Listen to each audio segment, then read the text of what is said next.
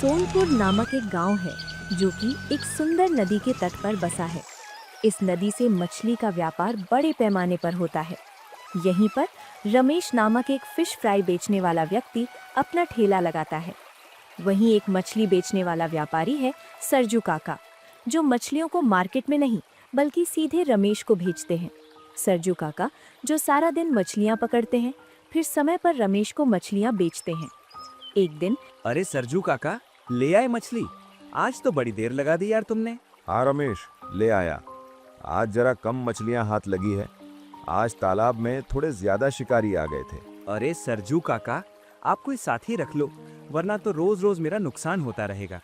कल भी मैंने बहुत नुकसान खाया आपके वजह से। रमेश बड़ा लालची फिश फ्राई वाला था। वो बेचारे भोले भाले सरजू से कम दामों में मछली खरीदता और उसे महंगे में बेचता।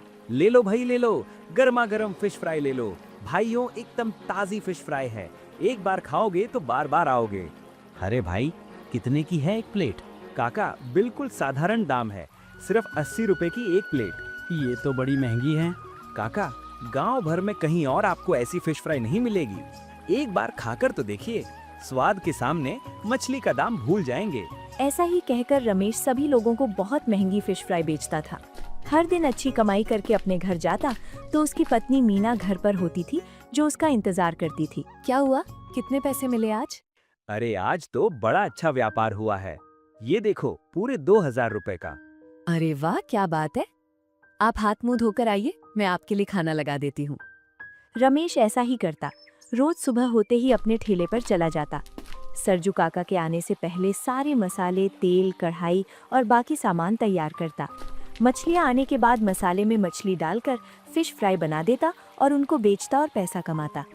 पूरे गांव में दूसरा कोई फिश फ्राई बेचने वाला नहीं था, जिसके कारण वो धीरे धीरे पूरे गांव में प्रसिद्ध हो गया।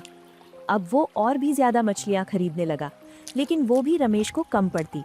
हर दिन कई सारे ग्राहक मछलियाँ खत्म होने के कारण खाली हाथ लौट जाते। ऐसे ही रविवार के दिन तो अधिक भीड़ होती थी। अरे हमें दे दो, हमें दे दो, लोग वहाँ शोर मचा रहे थे।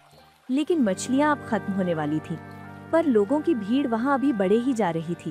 क्या रमेश, तुम हर रोज कम मछलियां लाते हो और हमेशा लाइन में लगने के बाद भी मुझे फिश फ्राई नहीं मिलती? मेरा तो तुम संडे का दिन खराब कर रहे हो यार। देखो भाई, मैं यहाँ खाली हाथ तो बैठा नहीं हूँ। तुम देख रहे हो कितनी भीड़ है आज। टेंशन मत लो, तुम्हारा नंबर भी आ जाएगा। ये कहकर वो अपने काम में लग गया। पहले मुझे दे दो, मैं तुम्हें 100 रुपए दूंगा एक प्लेट फिश फ्राई के। ये बात सुनकर रमेश जरा देखने लगा कि कौन है जो एक प्लेट फिश फ्राई के 20 रुपए अधिक देने को तैयार है। उसने पहले उस सज्जन को फिश फ्राई दी, जो कि सूट पहने थे और काफी अमीर लग रहे थे। जिसके बाद उसने एक तरकीब सोची और जोर से आवाज लगाई। फिश फ्राई का भाव अब से बढ़ गया है। अब एक प्लेट फिश फ्राई 80 रुपए की जगह 100 में मिलेगी। कितना लालची आदमी है, इसने तो भाव ही बढ़ा दिया है। चलो चलो, हमें नहीं खाना इसके यहाँ से। जो गरीब महिलाएं फिश फ्राई खाने आती थी, खाली हाथ जा रही थी। लेकिन रमेश का फायदा हो गया, क्योंकि कुछ अमीर लोगों ने बची हुई फिश फ्राई दुगने दामों में खरीद ली और बड़े चाव से खाने लगे। डॉक्टर साहब बड़े शौक से मछली खाते हुए, रमेश, तुम्हारे हाथ की फिश फ्राई तो बड़ी ही स्वादिष्ट है। वाह भाई, मानना पड़ेगा तुम्हें। धन्यवाद डॉक्टर साहब, ये तो बस ऊपर वाले का कमाल है। वो आज घर आया और हर दिन की तरह उसकी बीवी ने पूछा, क्यों जी, आज कितने पैसे लाए? अरे ये देख, आज तो बड़े अच्छे दामों में फिश फ्राई बेची है मैंने। आज पूरे 4000 का व्यापार हुआ है।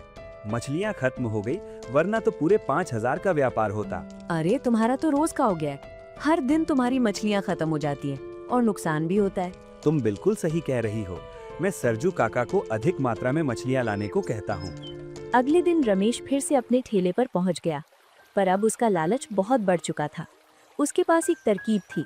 उसने सोचा, कल तो मैंने भाव 100 रुपए किया था, जिससे मुझे बहुत मुनाफा मिला और मेरी सारी फिश फ्राई भी बिक गई। क्यों न मैं आज दाम 120 रुपए कर दूं, ताकि लोग आएंगे और कम मछलियों में मुझे अधिक फायदा मिलेगा। तभी वहाँ सरजू काका मछलियाँ लेकर आते हैं। अरे सरजू काका, ये क्या, तुमने आज फिर केवल 2 ही थैलियाँ मछलियाँ रखी? मुझे अधिक चाहिए, वरना मैं किसी और मछुआरे से मछली खरीदूंगा। इतना सुनकर सरजू काका बिना कोई जवाब दिए वहाँ से चले गए, क्योंकि उनको रमेश की आंखों में लालच दिख रहा था। चलो चलो, रमेश की गर्मा गर्म स्वादिष्ट फिश फ्राई तैयार है, वो भी सिर्फ 120 रुपए में। आज उसने फिर भाव बढ़ा दिया और वो गरीब महिला जिसे रमेश की फिश फ्राई बड़ी पसंद थी, दाम सुनकर वापस लौट गई। मात्र गांव के कुछ अमीर लोग वहां आते और बड़े चाव से 120 रुपए देकर वो फिश फ्राई ले जाते। बढ़ते दामों से उसके ग्राहक कम नहीं हुए। धीरे धीरे रमेश अमीर होने लगा। उसके पास अधिक पैसे आने से उसका लालच और अधिक बढ़ गया।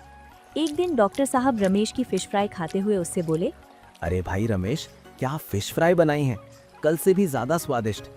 ऐसा क्यों नहीं करते, ये ठेला बंद करके एक अच्छी सी होटल ही खोल लो, ताकि सुख से बैठकर हम भी फिश फ्राई का मजा ले सकेंगे। बस फिर क्या था, रमेश के पास अब बहुत सारे पैसे थे। उसने फौरन घर जाकर अपनी पत्नी मीना को ये बात सुनाई। मीना, आज तो डॉक्टर साहब ने बहुत तारीफ की मेरी फिश फ्राई की। कह रहे थे कि होटल खोल लो ताकि हम वहाँ बैठकर खा सकें। हाँ तो ठीक है, तुम वैसे भी सोच ही तो रहे थे होटल खोलने के बारे में। अब तो पैसे भी हैं हमारे पास, तो खोल ही लो। हाँ, मैं कल ही जाता हूँ और एक अच्छी सी जगह ढूंढता हूँ। और अगले दिन रमेश ने ठेले पर जाने से पहले ही जगह ढूंढना शुरू कर दिया और उसे वहीं अपने ठेले के पास एक अच्छी जगह मिल गई। उसने दिन भर फिश फ्राई बेची और जैसे ही उसकी मछलियां खत्म हो गईं, उसने अपना सारा सामान उस होटल में रख दिया और उसी दिन फिश फ्राई बेचते समय सबको बता दिया। सुनो सब लोग, आप सभी को मेरी फिश फ्राई बहुत स्वादिष्ट लगती है ना? तो मैंने आपके लिए पास ही में एक होटल खोल लिया है जहां आप आराम से बैठकर फिश फ्राई का आनंद ले पाएंगे। कल से अब वहीं पर मिलेंगी रमेश की स्वादिष्ट फिश फ्राई। उसका होटल बहुत अच्छा चलने लगा। उसने 2 लड़कों को काम पर रख लिया। हर दिन होटल में ग्राहक बढ़ते जा रहे थे, पर मछलियों की मात्रा अब तक नहीं बढ़ी थी।